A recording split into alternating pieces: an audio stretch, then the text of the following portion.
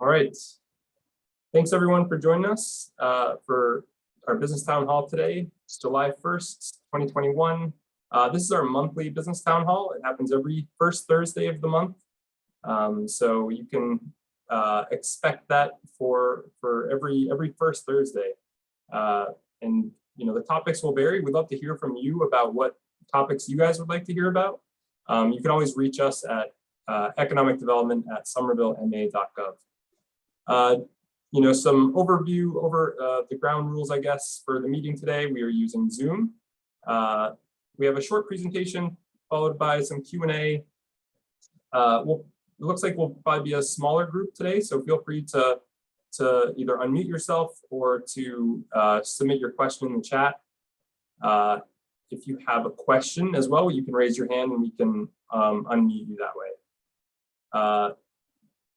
We are recording this meeting, and so we'll also be able to post this on the city website and on our YouTube channel.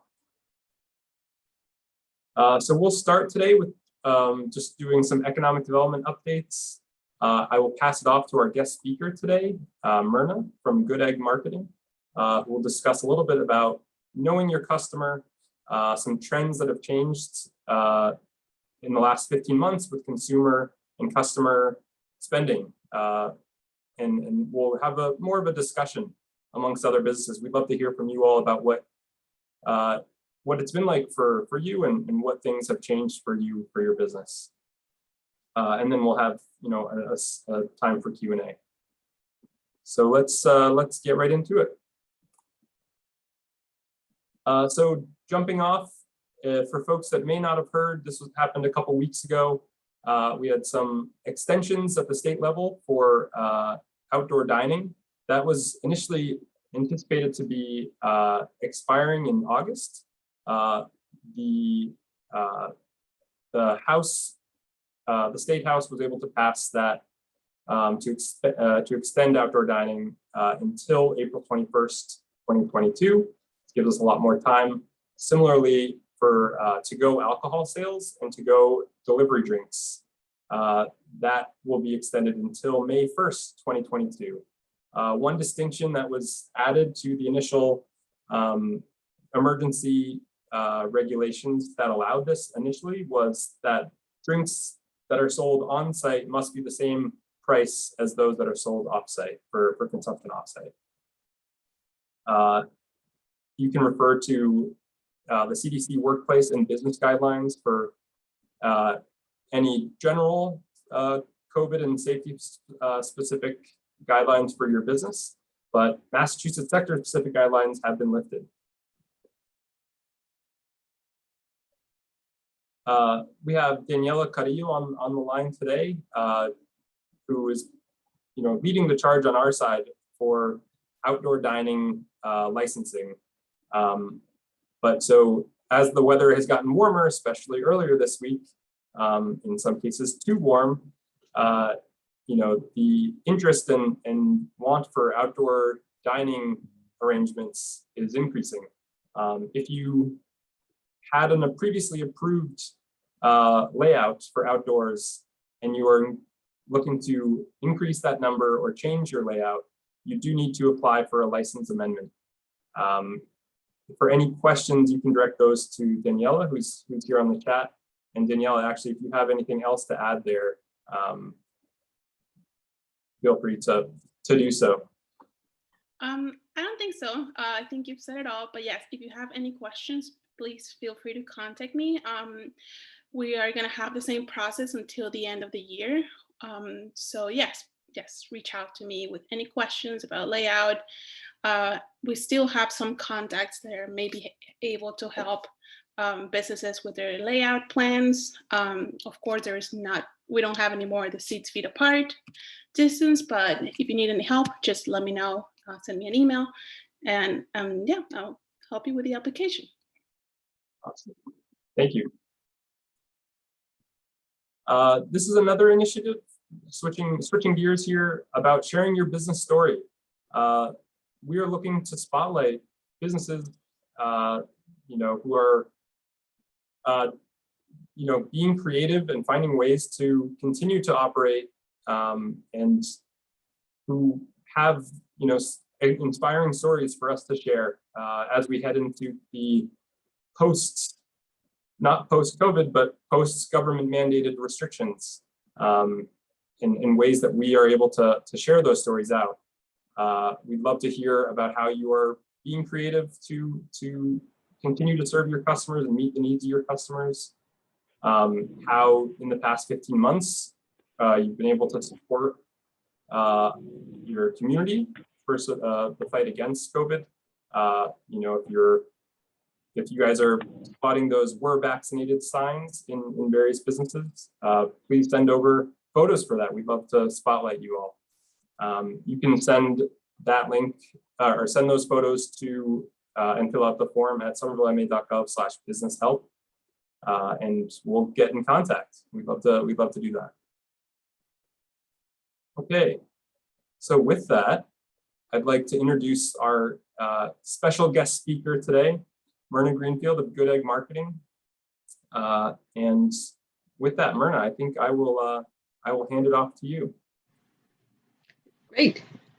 So I'm going to be talking about 3 topics today, and I'm just going to briefly mention what each of those is, and then go into more details. So the 3 topics are basically things that I've seen with my clients, small business clients, in terms of what the impact was on them during the COVID shutdown and what's happening now as some of the restrictions have changed. And it's also based on reports that I've read from Google Trends, what kinds of searches people have done, and other sources. So I'll be very interested to know whether you've seen any of these things happening. So the 3 trends that I want to talk about is basically the opportunity to attract new customers and keep your current customers by sharing new ideas and experiences. The second topic I'm going to talk about is how important it is to be flexible so you can be convenient for your customer, however convenient applies to them. And then the third topic is about sharing your values, talking about taking a stand and telling people how your business benefits the community, what kinds of causes you support, and how they can benefit your business. So what I wanted to start out with was the sharing new ideas and experiences. So what do I mean by this? Well, whether it's online or in your in-person setting or a combination of each, there's been a real, during COVID, there were so many people who did have to work from home if they were working or otherwise were confined. And so more people than ever were online, and they were looking for ideas all the time online. And basically any kind of business that could provide them with new ideas, new experiences, would really attract a lot of interest and encourage them to actually, when it was possible, to actually have an in-person experience. And so I think we all, as small businesses, kind of assume that everyone's buying online and that this is going to be, it'll be impossible to continue to have any kind of in-person presence successfully as a small business. And what the data is showing is that if there's a lot of pent-up demand, a lot of quote unquote revenge spending, that people are really eager to spend money on products and experiences. And it's not all going to be online. Even though there was so much activity online, so many virtual gatherings online, that there are a lot of opportunities for you to attract customers through offering new ideas and experiences. So what do I mean by that? Well, the idea is that you would give a lot of, if you were able to have a how-to video, a lot of people were doing do-it-yourself type activities. They were looking for new recipes. They were looking for how to cook, but a lot of them were doing at-home projects. And so anybody who could offer those kind of ideas or opportunities could attract attention to their business, and then you could hopefully then get people to buy from you and become a loyal customer. So we can talk a little bit more about what that might mean, but some of the ideas I have here are that now that you are opening up, could you offer a pop-up, maybe with another business or a local organization that is going to shine some, bring people to your business as well as help the business that you're doing the pop-up with? That's one opportunity. Any of these things could be shared by signs in your business, as well as doing some things through social media, doing things if you have a website, any type of way that you can get the word out. But those would be some examples. If you're a restaurant, you could be showcasing a new dish that you're offering. So it's basically this idea that of what we call in marketing jargon, discovery. People are in a discovery mode. And so if you can think about how can my business offer a new experience of some kind, then you have a chance to start building your relationship with current and potential customers. So I just wanted to stop and see if anyone had any examples of something that you tried. If, for example, you started selling online for the first time, or were doing more social media, or did anything to introduce a new idea or experience for your customer. Has anyone done anything that you want to share? Yeah, either Debbie or Allison, or Michael even. I'd love to hear from either of you about any innovative ways that you were able to stay connected with your customers.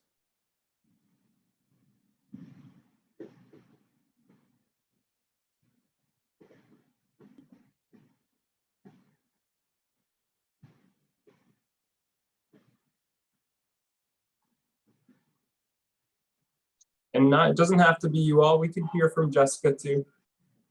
Well, the other thing we could do is, if somebody doesn't mind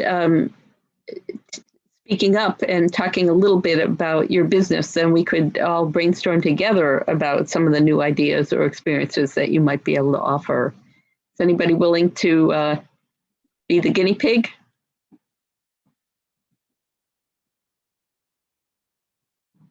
Hi, Myrna. Thanks for hosting. My name is Jessica Eschleman. I'm the director of Union Square Main Streets, and we support almost 200 businesses throughout Union Square. And I'm aware of a variety of things that a number of different businesses did to capture new attention or engage folks in new ways. And I'll just give you wonderful. Debbie just put in the chat that she's got clients. And so we're very excited about that. But I'll just give you a couple that come to mind. One of the first businesses in our square that really pivoted in an expansive and amazing way was Aeronaut Brewing. Had been hosting trivia, pub trivia for eons. It's like a thing everybody loves to do on Tuesday night. And they quickly built their own online platform to be able to host up to 800 trivia players at the height of the lockdown. And is going for each Tuesday, and they developed the platform to do that. The brewery is founded by a bunch of MIT grads, so there's some skill set behind there. But that was something I saw very early. We know some of our restaurants started to sell groceries. More of our restaurants started to do cooking experiences with their customers. So Tasting Counter is hopping to mind, Juliet is hopping to mind. And in some cases, it was just a pure demo where you would like log on and watch and interact with these renowned chefs. And then in some cases, it was purchase your meal kit items from the restaurant, have them at home and cook alongside. The last one I'll share is Rebel. Really started to do a lot of virtual wine tastings.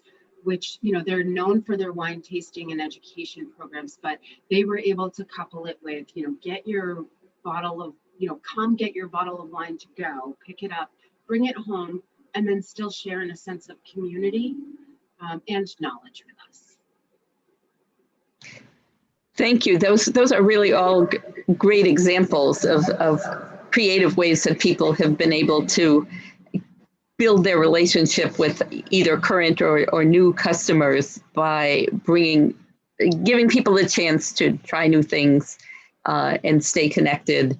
And what's good about all of those things is that it can carry over now. It doesn't have to stop. That there are going to be a lot of people who are going to still, for one reason or another, want the convenience of being able to do things from their home.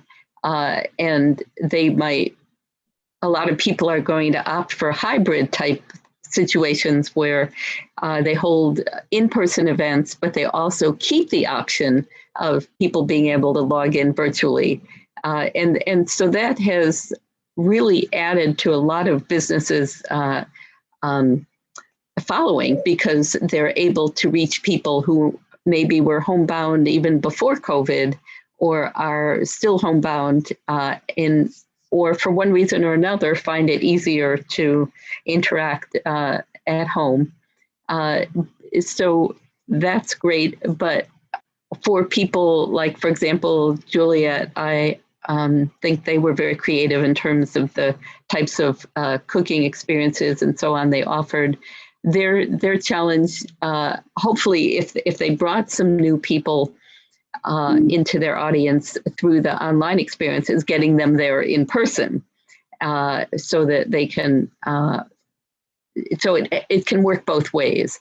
So to think about what it is that you could offer that would make it more, bring people who have been homebound in, and in the case of a restaurant or any kind of food related business, obviously tasting is one thing that everybody is excited about.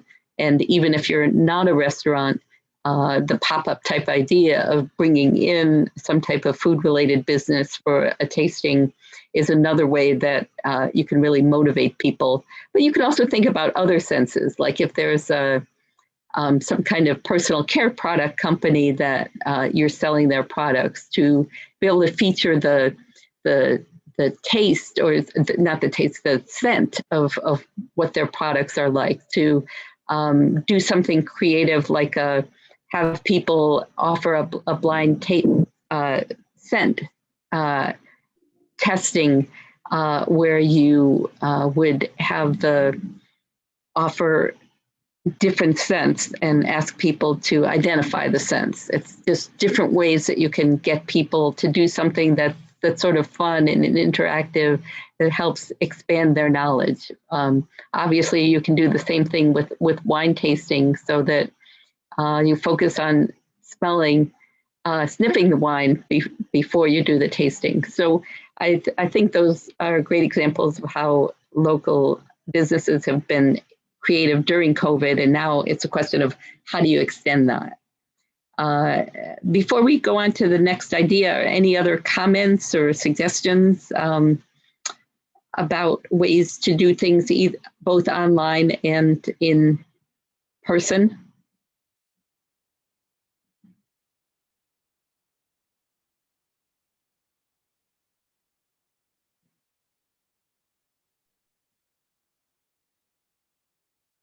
It's a good question, Myrna. I think it's interesting.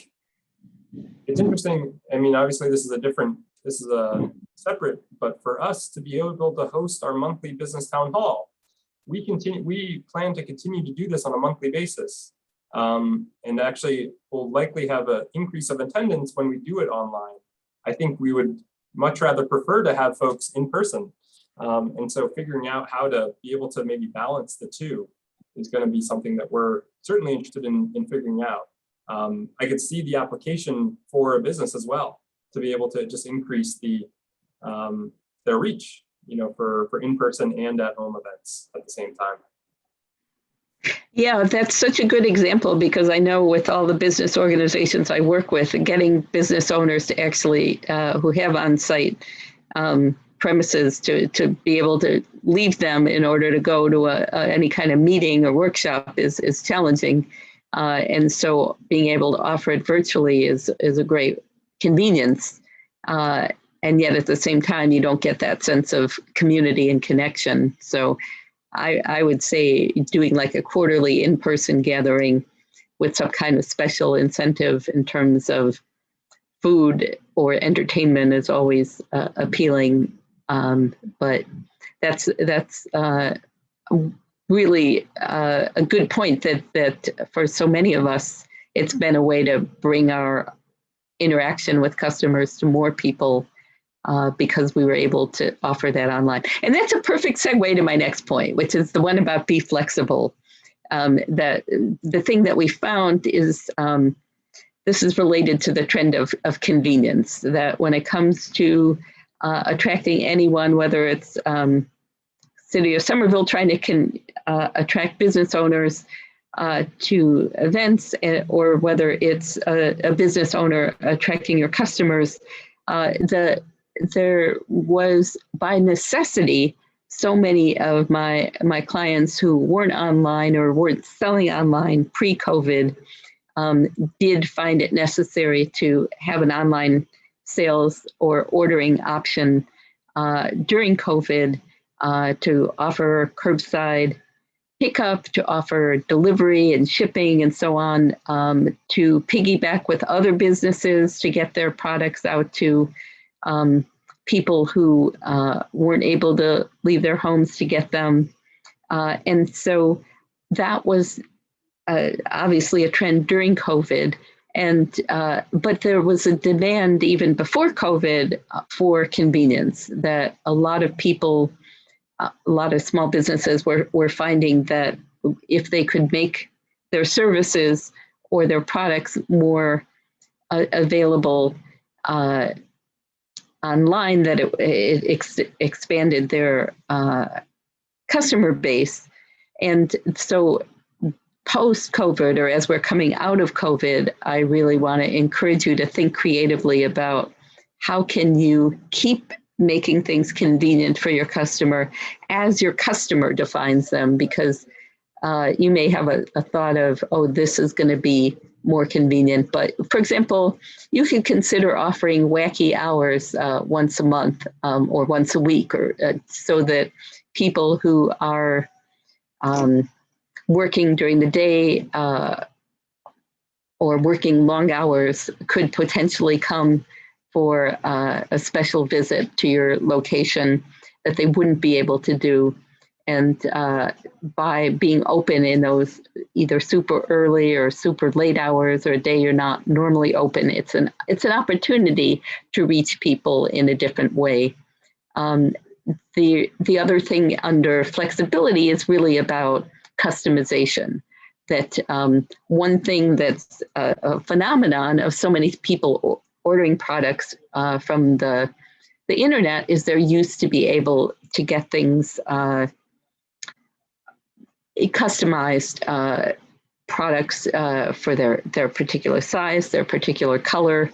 And so you might not be able to carry a full inventory of everything on the premises, but you might be able to special order products for people who want a different color or a different size that in the past maybe you wouldn't have offered. And it could be that you would get it shipped directly to them. So the convenience, customization, flexibility, all of those things are really going to be key going forward, because we've all gotten kind of used to that. So why don't we think about, are there some other ways that we could customize?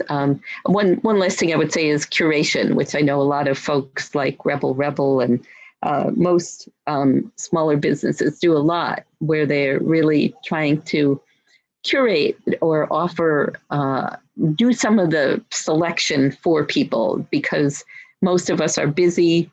We don't have time to learn about every single aspect of what's a great product. And so offering subscription boxes or packages or bundles that are either perfectly sized for a single person household or perfectly sized for a large household. Those are other kinds of ways of offering flexibility that businesses can reach more people and provide something that maybe is harder to get online, something that you can offer in person because of that specialization, that customization, and that flexibility. Obviously, you have to do it. It can be very time consuming to offer that extra level of service.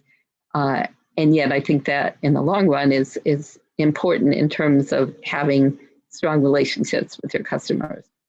So are there some examples of ways that anyone has either extended their services or distribution in different ways during COVID that they're now thinking about, how can I do this post-COVID? What can I do to keep that kind of flexibility and convenience going?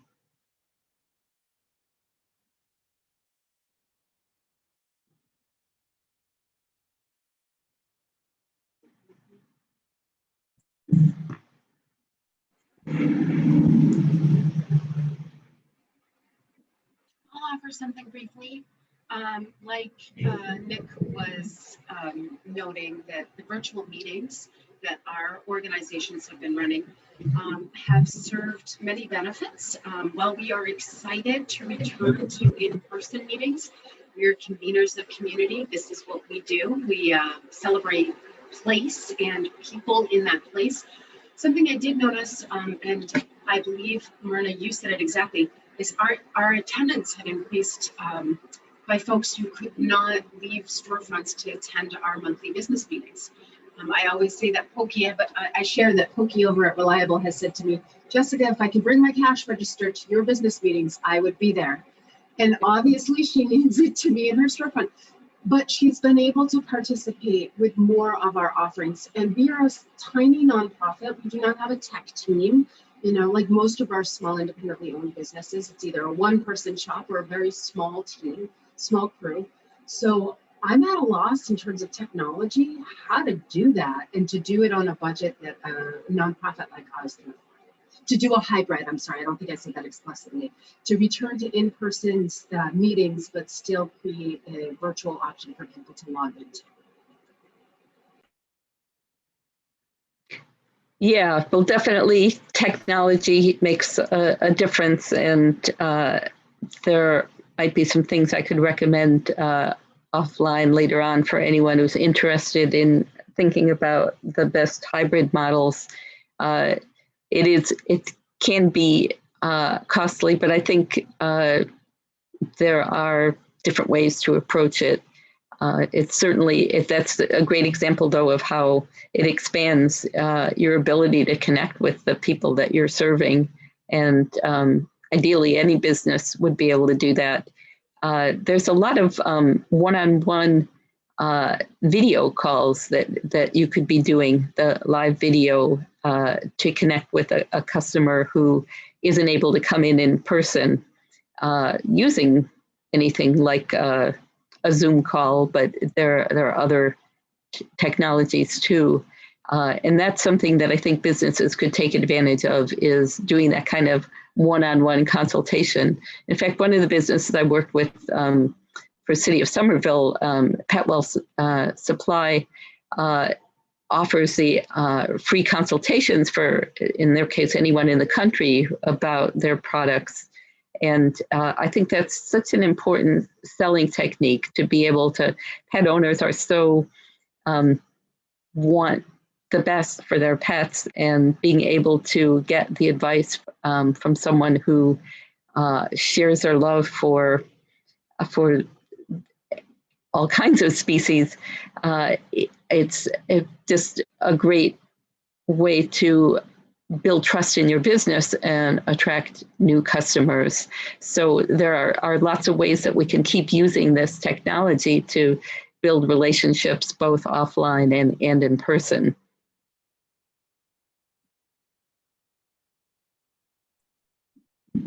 I have a follow-up to, either for you, Jessica, or for anyone else on the call about what you've either for your business or what you're hearing from businesses are now that in-person activities are possible.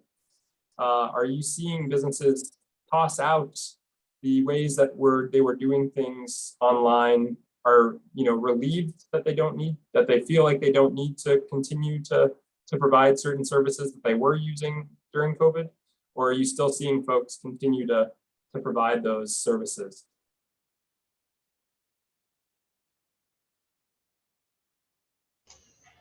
I can speak on this one a little. So I recently joined Union Square Main Streets, but before that I was with Machu Picchu and Machu Chicken in Union Square. And one of the transitions we had to do to COVID was to create, an online website where we could, have a platform to update a lot of the businesses with our protocols and how we're handling the pandemic and ways that they can support. And one of our biggest challenges that we faced was finding the right platform for having online ordering, having a delivery service. And, a lot of people don't really understand that a lot of that is trial and error. Having a customer come to you and tell you that they don't understand why they need to put an address if they want to pick up an order. And it was these small frustrations that I think has led to not just us, but I've noticed a couple other businesses kind of shift away, now that the pandemic or people are coming out of their shell in the pandemic, to kind of stop their online services. So I think that that's something that I feel like many businesses aren't permanently keeping anymore. And an example of just kind of that flexibility that businesses have to have. Yeah, I think that's a great point, and I have the concern there that there's a lot of small businesses are going to miss out to the bigger businesses, to the chains that have that flexibility. And I think I can certainly understand it's been incredibly time-consuming and expensive to get set up for online ordering and delivery. And yet at the same time, I think that so many businesses have tried it. It would be a shame for them to give up those revenue angles, even if it's maybe offering a more streamlined type of product that would get delivered, so that it reduces confusion, reduces error, and so on. There could be ways to do it, or it could be that if you don't normally serve breakfast, that you could offer a breakfast delivery service, so that it doesn't directly interfere with your evening dinner service.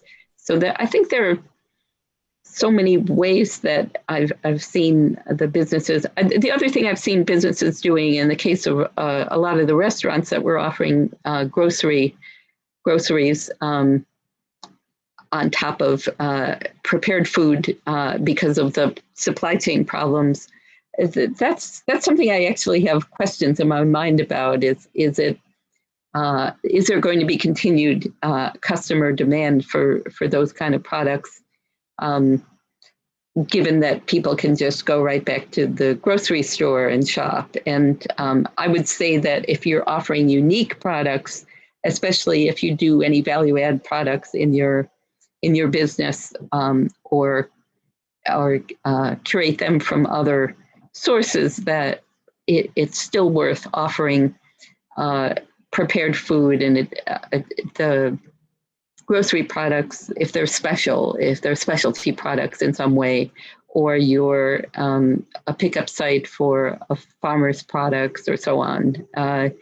That's an open question in my mind. I don't know if anyone has expanded the types of products that they made available during COVID and have stopped.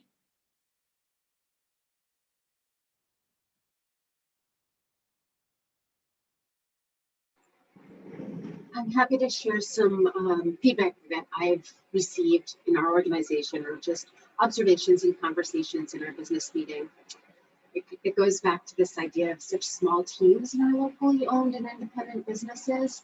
So the businesses that I know that have stopped these additional services or products are doing it for bandwidth reasons. The focus right now is shifting to, how do I resume normal hours? How do I build my staff back up? How do I train that new staff? I'm getting more customers and more demand as pandemic restrictions are lifting, but I don't have more human power in my business instantly, so to speak. So it's a tough decision I know many are making, but sometimes the decisions are primarily based in being able to keep the core operations going during this transition time. Michael and I are hearing regularly, restaurants in particular are battling with, supply chain stuff. The costs of what meat is right now, or how much the disposable containers have increased in cost. And so the business owner's time, which would probably be well invested on all of the things that we're talking about right now, by necessity are being consumed with something like, how do I source the to-go containers on me to keep my business going? Yeah, that I do understand that there are so many challenges facing businesses now that some of the things I'm suggesting may just feel like too hard to take on. I hope that there may be some ways that businesses can still do at least some of them so that they can keep the momentum going. But it's definitely a tough time, in some ways even harder. And perhaps, if not being able to keep all of those priorities juggled in the air in this moment, July 2021, keeping them as priorities to re-implement as folks are building those team staffs back up and the training processes happening too. Mm-hmm. Mm-hmm. Yeah, that's true. And Michael makes the point in the chat about the extra cost of these delivery services and apps and so on that put additional pressure on businesses' bottom line. That's certainly for sure. One of my hopes is that there will be more cooperative moves among businesses to find ways to share costs, share delivery services, and so on, because we were all just taken by surprise by COVID, and everybody's had to pivot continuously. I think that there will be some positive outcomes over the next 2 or 3 years as businesses think about how do we work together to make it more profitable for small businesses. So even if you can't necessarily adopt all of these ideas at once, hopefully we're all thinking about it. I think that's a good time to pivot to our third point, our final point, which is basically about taking a stand.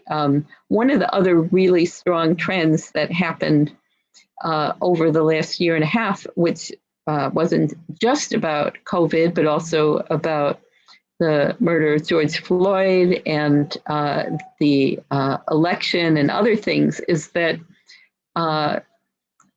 there's been a real interest in supporting businesses that support the causes that you care about. And even some of the big corporations are at least giving lip service to supporting causes.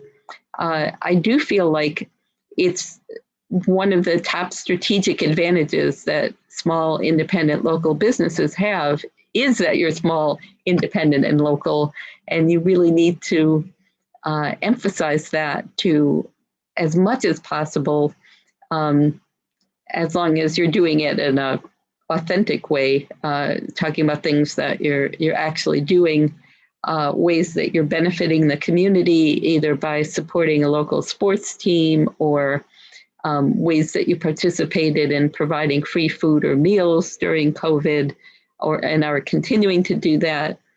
maybe you were a pickup site for the diaper runs in Somerville, just any of the ways that you are supporting the community. I think that most of us have a certain level of skepticism of the big corporations that are talking about causes in terms of are they really living up to what they're saying? And I think that if you could be factual about what it is that you're doing, whether the local suppliers that you buy from is a very tangible way of telling your customers that we buy local whenever we can, and we support local businesses and organizations whenever we can, and that you can make a difference in your community by supporting local businesses. So, even having a shop local or buy local sign on your counter or in your window, providing information in your social media or on your website or other locations, these are really great ways to just build that customer loyalty, and the people are primed. There are going to be some people who don't agree with you when you step out and promote a particular cause, but I think that the number of people you could potentially lose is smaller than the number of people you would potentially attract. And particularly among younger consumers, people under 40, and especially the Gen Z folks that are getting out of college in their early 20s now, they're just, all of the survey data shows that they're particularly eager to support brands and businesses that are in tune with their values. So I'm curious to see of the businesses and organizations here, how do you talk about your values? How do you make sure that people know about how you support the local community and the local economy?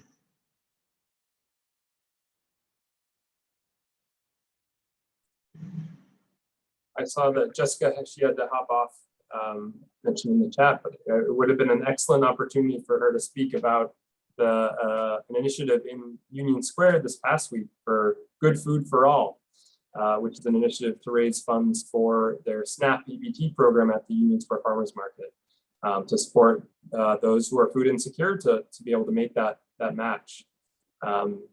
Michael, I don't know if you have early insights into that, but I know that's something that we've been seeing on Union Square's Main Street's email campaigns, and something that's, I think, has gained a lot of traction over the last few years. Absolutely, Nick, and thank you very much for bringing that up.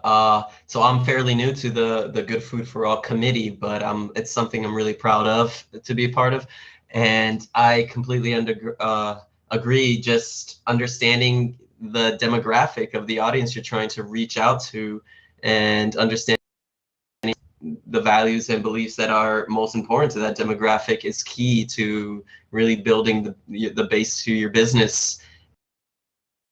And, sorry about that. And I'm happy to report the Good Food for All campaign was very successful this past week. We had lots of sponsors and supports from here in Union Square itself. A lot of the businesses like Liberty and the Neighborhood, and I think the others were El Potro became sponsors, and many other businesses like Play Union and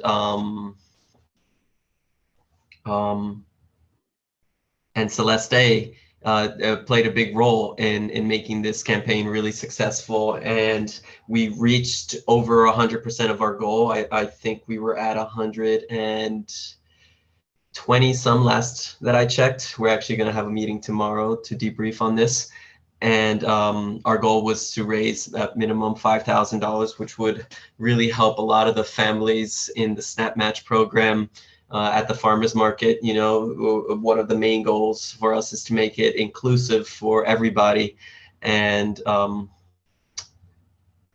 I just wanted to add that. Thank you very much for bringing that up.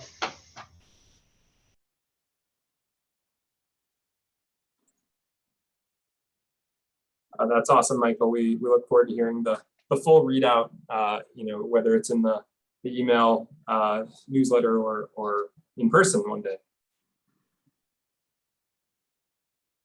Such a great example. People are really hungry to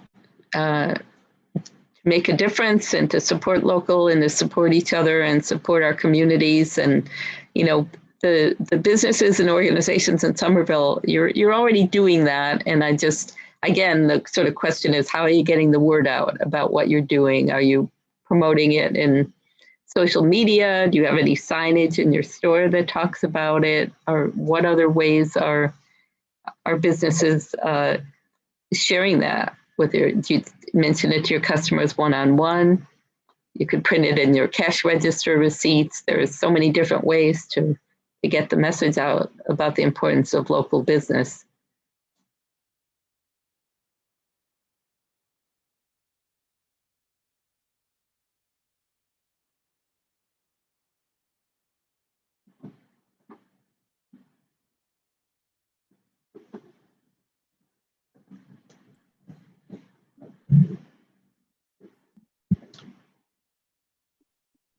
Do any of the businesses on the call want to talk about your setting, and we could brainstorm about ways to promote what you're doing?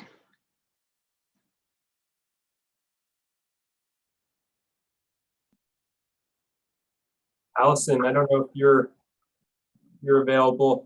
Again, this is we recognize this businesses are in this case have customers at their place or have other things going on, but yeah, we'd love, is there something that you were able to focus on or that you addressed in the past 15 months, or do you have thoughts on what you might be considering moving forward? Or for you too, Michael.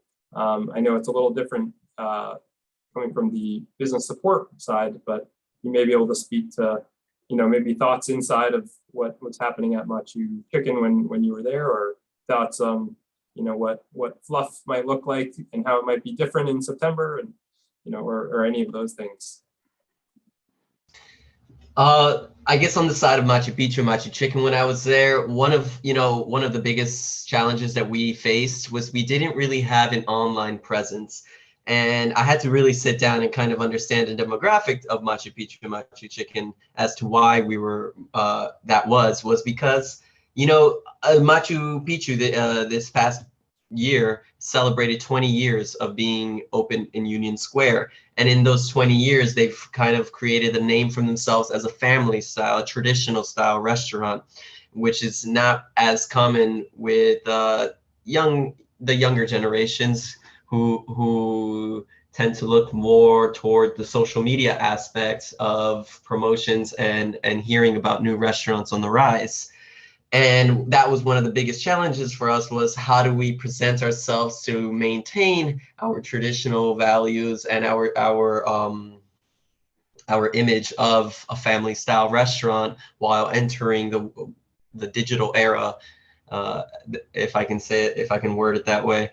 And it was difficult, but slow and steady. We went from, I think it was about 60 followers on Instagram, and I think about 200, 300 on Facebook, to over 1,000 on Facebook, and at 500 on Instagram. So I think that's kind of the biggest challenge for a lot of people, is understanding how to make this transition while maintaining the image and reputation that they've worked so hard to keep. And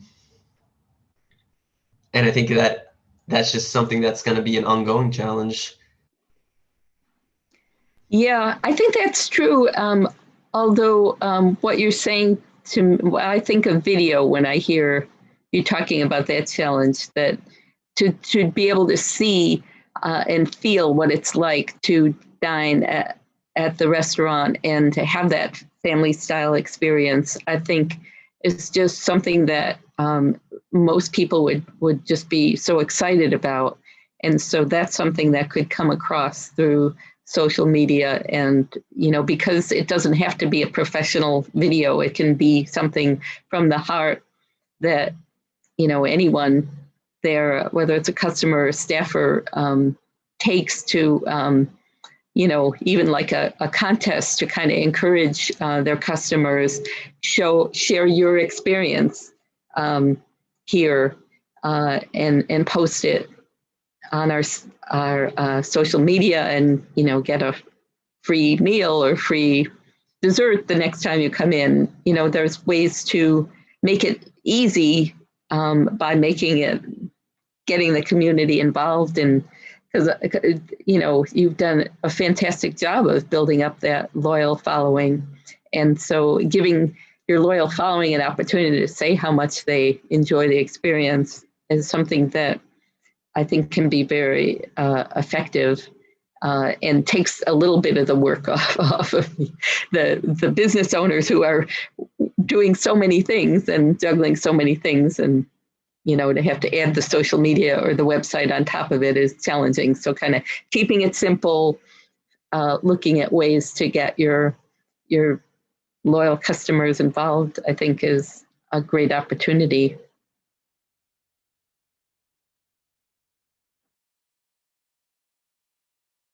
Allison made a great comment in the chat about pivoting more to public art installations versus interior design work, and doing more video.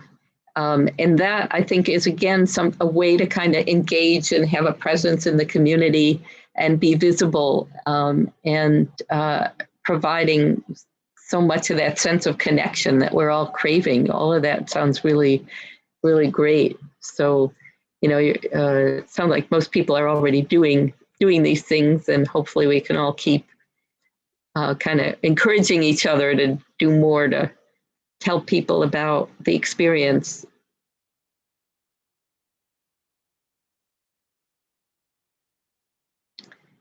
Has anyone want to have any final thoughts before we close up?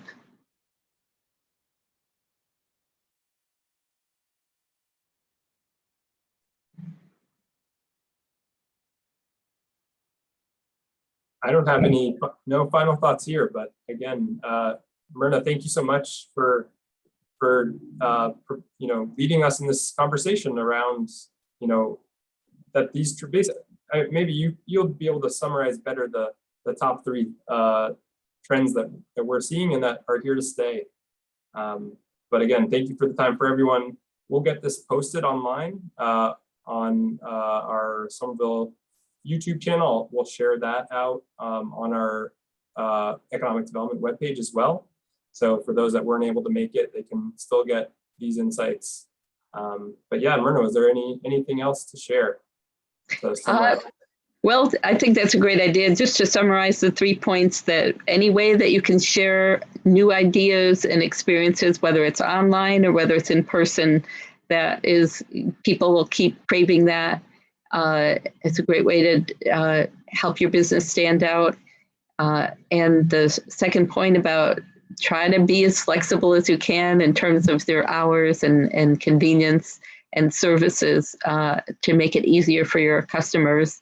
And finally, don't be afraid to shout out about your values and the things that you care about, what you're doing to support the community, because that's another thing that I think that we're all craving coming out of COVID, is that sense of community and connection.